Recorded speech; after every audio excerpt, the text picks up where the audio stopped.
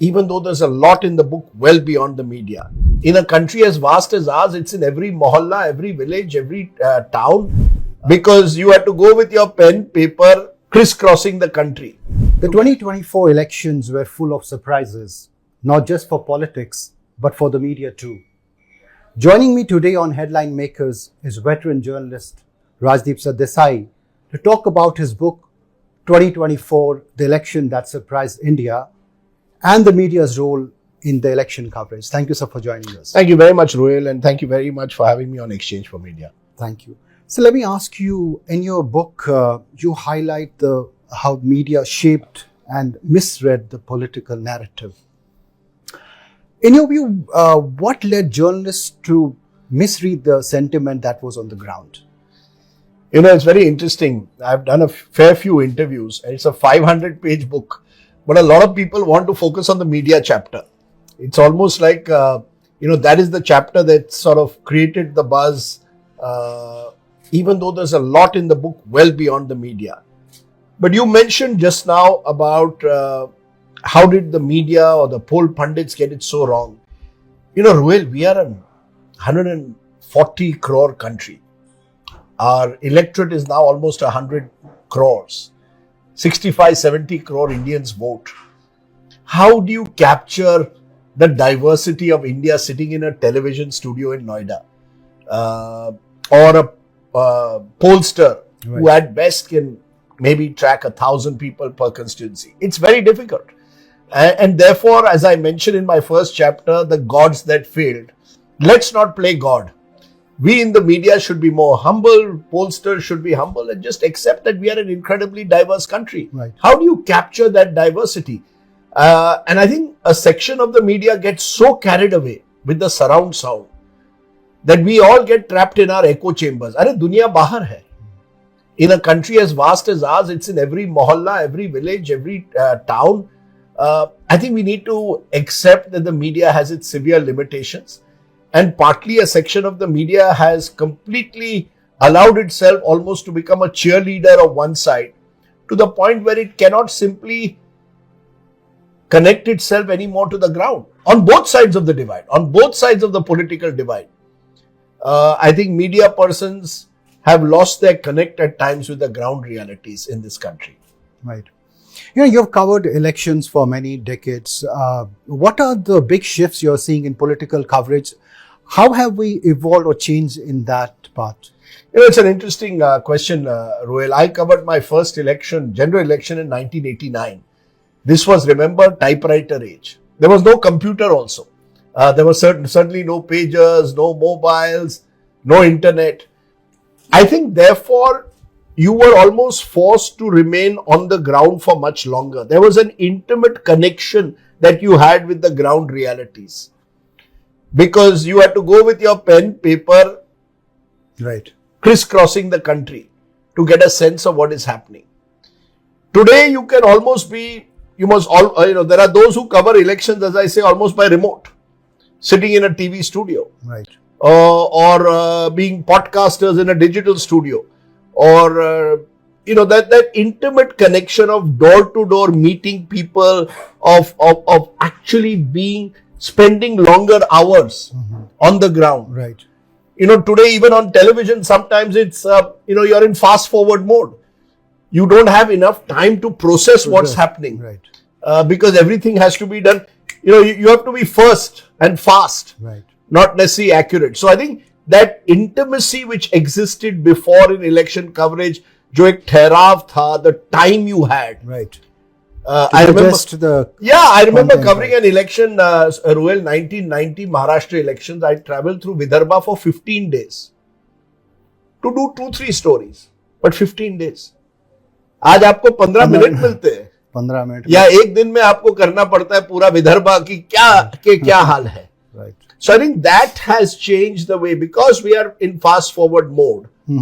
We are unable to process the news and the events and talk to people, because ultimately elections are about talking to people, connecting to people. That connection is somewhere lost. Right. And so there's an over-reliance on data-driven things rather than on-ground reporting. That's what you mean, right? No, look. No, look, I mean, data is important. I think that's one of the advantages today's generation has. Far more data is available. But I think technology has meant, because you're so reliant on technology For everything. Right. that intimate personal connect Right. with the people, with the politician, with ground realities, is lost somewhere. Now it's about access to the politician. Elections are not just about politicians, they're also about people, the voters. What are their concerns? You have to go deep into a village. Beyond them. Beyond the noise. You have to go beyond the headlines. You have to go beyond the bright lights. You have to go deep into a village to find out what people are thinking there. I'll give you the example of Ayodhya. Right. You could go to a Prime Minister's road show in Ayodhya during the general election and get carried away with the surround sound. But you didn't go deep into the towns and villages of Faizabad, where you might have found a very different picture. Right. And that's exactly what happened when Avdesh Prasad of the Samajwadi Party won that election. You see, today you want to get carried away with the razzmatazz, as I call it. The surround sound, the spectacle of politics. The spectacle of politics has taken over from the reality on the ground at times. I mean, that's one of the reasons, Roel, that I like to do elections on my plate, because when I sit with people over food, chatting with them in some nukkad, I know you get a different picture. You get a different picture. You're in a more informal setting. Right. You spoke about the surround sound, but it's not easy for journalists also to insulate themselves from the surround sound. So what can they also do in this kind of a situation? We have to step out of our echo chambers. We have to get beyond our own sort of biases and prejudices at election time. We all have our own biases and prejudices. Nothing wrong. Each one of us has our own biases, prejudices, sometimes preconceived notion ki kya hoga. We have to when we go at election time to cover an election, we have to, to whatever extent possible, keep our preconceived notions aside and just talk to people. Right. And I'll tell you one secret that I'm now learning more and more as I get older. Talk to the silent voter. Okay. जो camera के पास आता है, don't go to him or her. Okay. Because they want publicity. You see, when you do these sort of programs with 50 people shouting at each other in the crowd, you don't always listen to the loudest noises. Listen to the quiet voices. जो बाहर से देख रहे हैं क्या तमाशा चल रहा है, चुपचाप देख रहे हैं. जो चुपचाप देख रहे हैं ना, they may sometimes tell you the truth, right, which those who are more noisy may not. Right. Also, I agree with you that because we have become so polarized, hyper polarized, to find the reality within this noise around us is not easy. It's not, and there's so much of frenzied competition. दूसरा बदलाव ये आया है. When I started in 88, 89, I didn't have 100 TV channels that I had to compete with, right, or internet channels or podcasters. Today there are multiple players, multiple stakeholders in this media world. एक 3-4 अखबार हुआ करते थे. right, एक बिरादरी थी हम चारों की. अगर मैं लेट कोई प्रेस कॉन्फ्रेंस के लिए पहुंच गया, my friend would give me the entire notes. वो आजकल होता ही नहीं है. right. So it was a slower time. It was a softer time. But I guess in some ways it was a more valuable time. You had more time. Right. एक समय होता है. Right. You had more time to process the news. Right. Let me ask you about exit polls, and we saw you, आपने dance भी किया था एक बार. तो अभी आपका, how do you see exit polls overall, and what about the future of election coverage on television? I mean, will people start believing it in the way they used to? Very good question, Roel. My first chapter on my book starts with right, the whole pollster right, phenomenon, the whole phenomenon of exit pollsters. I think this, pollsters also, like journalists, need to be a little bit more humble. I have got the exact poll. मैं ही जानता हूं क्योंकि मैंने इतने लोगों से बात की है. Look, I think a pollster also must realize that this is such a large electorate. You may not get every poll right. Politics has also become very competitive. So I think pollsters need to take a step back. Need to be perhaps a little bit more willing to put certain statutory caveats. कि देखिए, हमने इतने लोग, explain to the viewer on TV. मैंने इतने लोगों से बात की है. This is what we have got, but these are the statutory warnings. Right. Some caveats have to be put. कि मैंने कम महिलाओं से बात की है, तो I don't know whether the woman vote. What are the X factors that could make a difference to my numbers? Look, I'm not saying stop exit polls. Exit polls की अपनी जगह होती है. Right. लेकिन let's not convert an exit poll into a tamasha. Nor should we claim exit polls are the only way to know what is the public mood. So, यार problem क्या है ना, Royal in India? The polling is done on one day and counting happens 2 or 3 days later. How do I fill the gap? ये तो 24 घंटे का एक जानवर है. So we need to constantly feed it. Right. As a result, we are almost pushed into doing exit polls. Right. I would say no harm in doing exit polls, provided the pollster, the channel, and the journalists put in sufficient caveats or X factors as to what could be the potential minefields when you put out a big number. वो number जो है ना, जब आप लगाते हो, be a little careful to put some statutory warnings along with it. Right. Sir, आप television पे हैं, आप शो कर रहे हैं, आप डिजिटल पे भी हैं, बट टेलीविजन के बारे में अभी बोला जाता है, it's become a WhatsApp forward. It's no more than a WhatsApp forward. How do you defend that? Look, I grew up, as I said, in the print era on a typewriter. I did 6.5 years in the Times of India. I've done television now for 30 years. I always believe that today we are entering a world where content is king or queen across multiple platforms. The platform no longer matters. You could be on TV, you could be on digital, you could be in a newspaper. Your content is the what needs to grab attention of the viewer or the reader. Right. I don't believe that, so therefore, as a television person, there will be still people who want to watch television. I mean, I've been off air for a couple of months on a sabbatical. I get calls from all kinds of people, when are you coming back on TV? So obviously there are people watching TV. And on big news days, people still put on the television. तो ये कि television खत्म हो गया है, सब digital में चले गए हैं, पॉडकास्टर्स बन रहे हैं, ये सब ठीक है, हर चीज की जगह है. We are a country, again I maintain, of 1.4 billion people. There will be people still across this country who will switch on a television set and still see television as a major source of information. That puts a responsibility on us.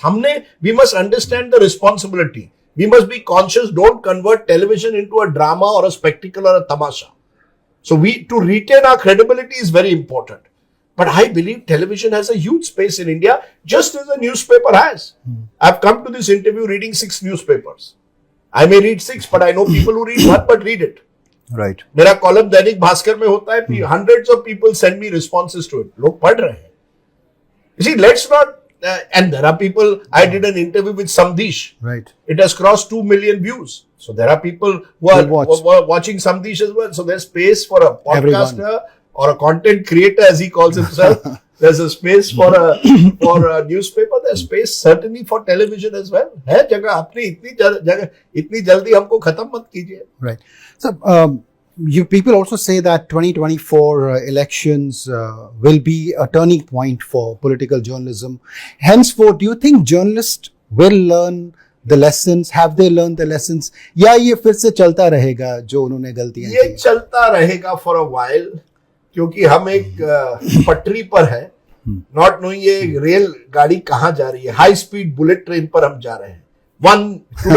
Today's news is tomorrow's history. That is my worry.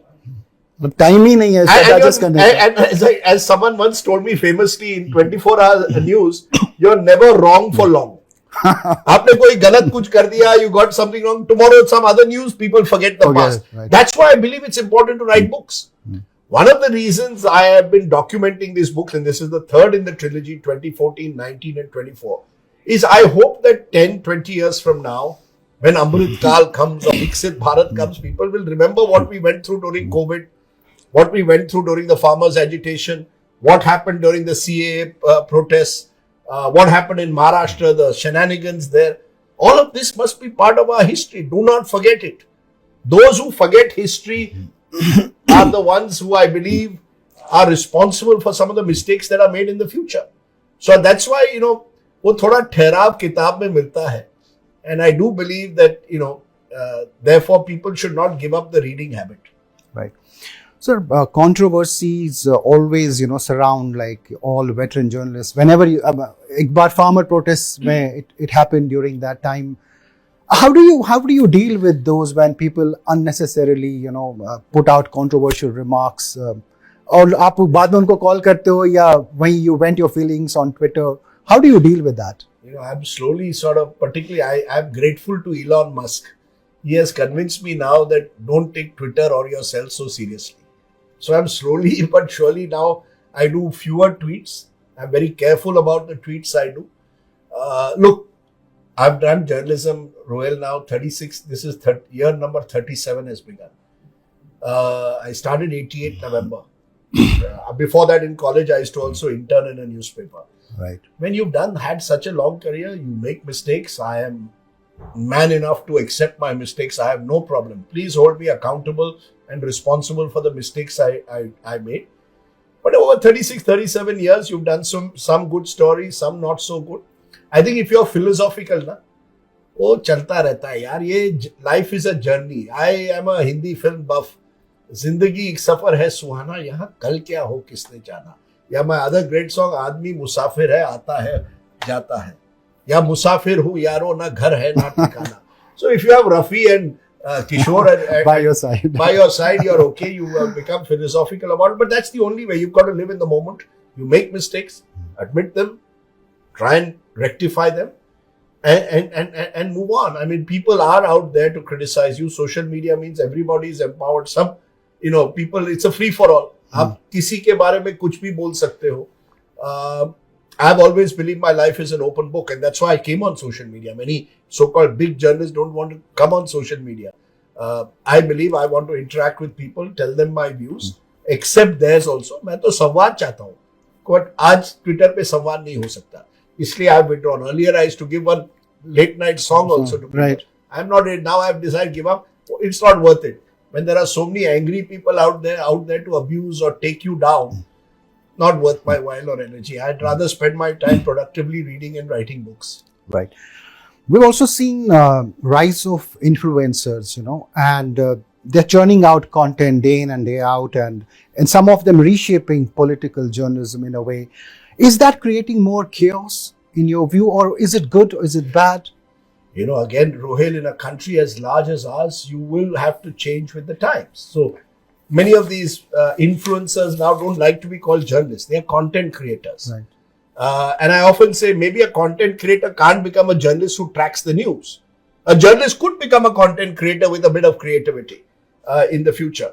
Look, good luck to them. I say in a country like India, let 1,000 flowers bloom. Diversity is the way forward.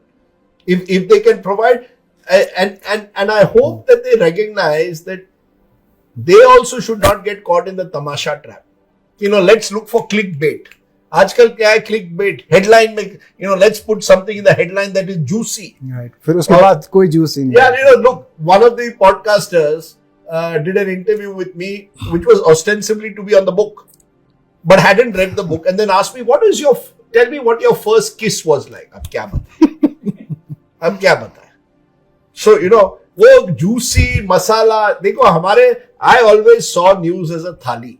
इसमें दाल भी होती है, चटनी भी होती है, पापड़ होता है, चावल और सब्जी भी होती है, रोटी होती है. Now many people just want masala. So a lot of these influencers are very creative, very enterprising. I admire their energy, but I believe that there is space for all kinds of content creators in this country. Good luck to them. I'm grateful that I come from an earlier age. मुझे ये सब technology, I asked you before the interview, Instagram, how do I post on Instagram and do a reel? So I come from an earlier typewriter generation. I've tried to adjust myself to the new world, become digital friendly, but everything, I've been very lucky, Rohil. I've been part of this wonderful 35 years ride where I've seen the media change so dramatically. So I'm not complaining. I only wish all these young people well. I just wish that they would be focus a little bit more on credibility and not just on drama and the juice. My final two questions. One is, who is your favorite, which shows do you watch on television, and who is your favorite, person, anchor, journalist, do you really love to watch? Which are my favorite shows on TV? Honestly, when I come home, I watch sport.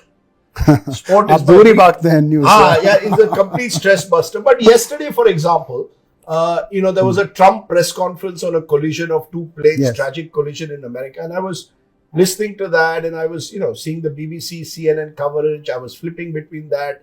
When Gaza was taking place, I was flipping between global news. But by and large, I try and avoid too much news out on TV when I'm not on TV, because then your mind gets addled in a way. So I would say sport, music. I love this lovely Hindi channel called Masti. Occasionally serves lovely old Hindi music. Right. So I watch that. You ask me who's my favorite journalist.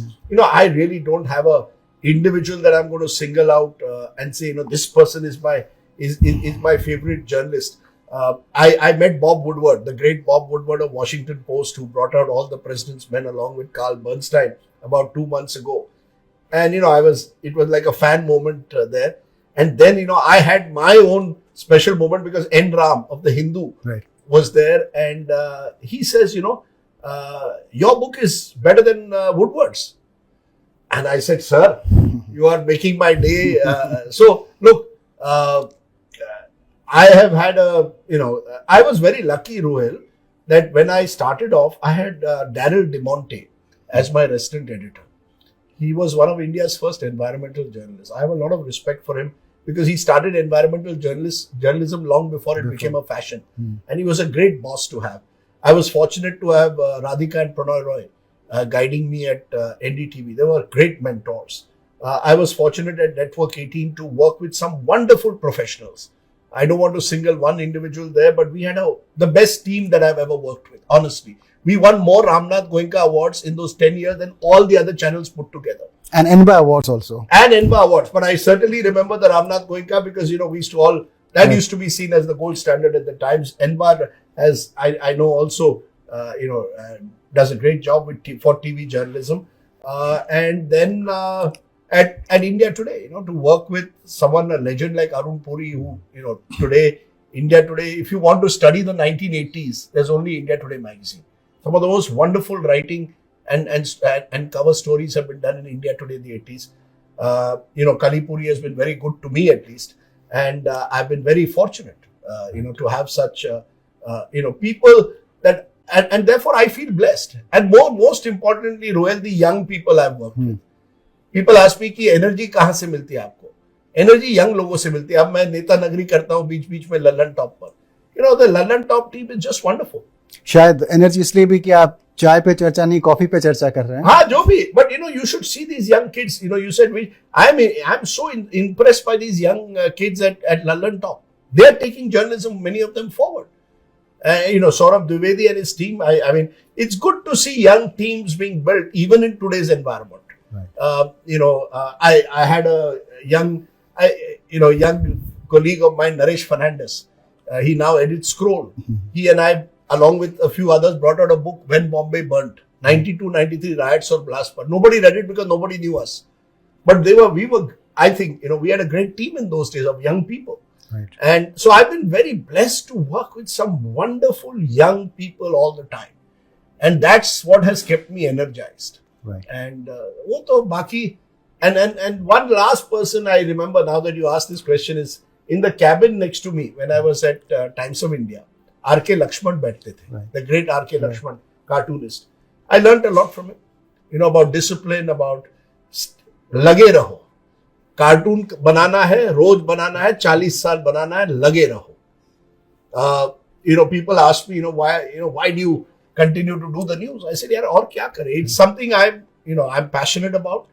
I'm committed to telling you the news. I believe journalists must not take sides, but must take stands. Every now and then you must have the courage to take a stand against what is wrong, against abuse of power, against those who victimize others. अब चलता है, जमाना बदलता है. But as I said, Rohil, I've had a good ride. You know, if today somebody told me I'm turning 60 in a few months, यार अब हो गया, I say okay, चलो कुछ और करते हैं. But you know, news will never go out of me. Right. That excitement of news. Right. My final question, you know, are there any regrets and lessons from 2024, and what are they? You mean from the elections? From the elections, Look, yes. I wouldn't use the word regret. You know, on 12th of May 2024, I put out a blog on my Straight Bat blog site saying, क्या BJP 272 भी पहुंच पाएगी? And I had given 10 reasons why the BJP was struggling to reach 272. You have a look at the blog, 8 out of 10 reasons have turned out to be right. But I was not so, you know, when I put out the blog, I got such comments that, yeah, dekho, you are biased, you are anti-Modi, that's why you are saying this. So I also stepped back. I said, my God, maybe I've got it wrong. Did I go with some biases into this situation? And then the pollster said 400 par. So I said, my God. So I think sometimes one thing I've learned is stick to your convictions, what you have seen on the ground. Don't get carried away by what people are saying, particularly in this polarized world. You could get it wrong, but as long as you're making honest mistakes, it's okay. So that's one lesson. As I said, it's not a regret.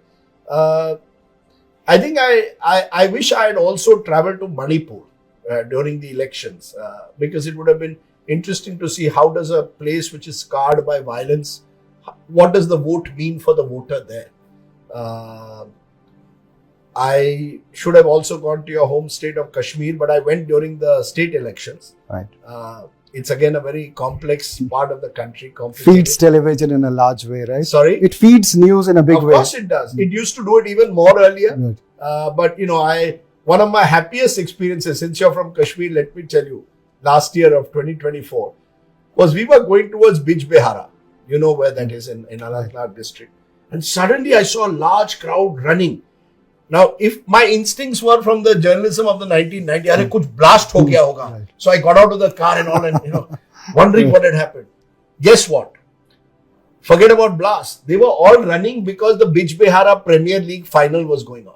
My God. And the crowd was full. And I felt good for a moment. Mm-hmm. I took a photograph with the winners and all that. And I said, yeah, nice to see this kind of, enthusiasm among people in Bijbehara for cricket. It's a sign of maybe changing times, hopefully happier times.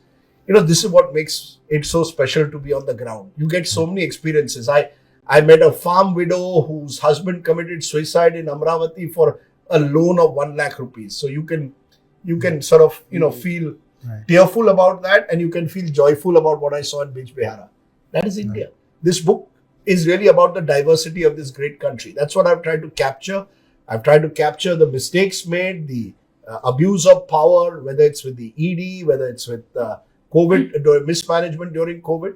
But I've also got stories of hope, of some wonderful people who have got elected on their own strength, fighting often against the odds. So that's India. Right. There's no other country, Ruel, I want to say this at the end, that I would rather do journalism than this country. It's the only country which is so extraordinary that every day is a new day. And फिर सुबह होगी. Right. या साहिर लुधियानवी जैसे कहते हैं, ये सुबह कभी तो आएगी. Thank you so much, sir. Pleasure talking to you. Really wonderful. And we'll be waiting for your 5th book. वो तो मुझे मालूम नहीं कब आएगा. I think I should now go back to writing on cricket, which is another of my great loves. But I want to tell this audience that I've known Ruel now for almost a decade. Right. I've seen you grow, and I've seen Exchange for Media and Anurag Batra also grow along with that. So good luck to you and your team. Thank you so much. Thank you. God bless.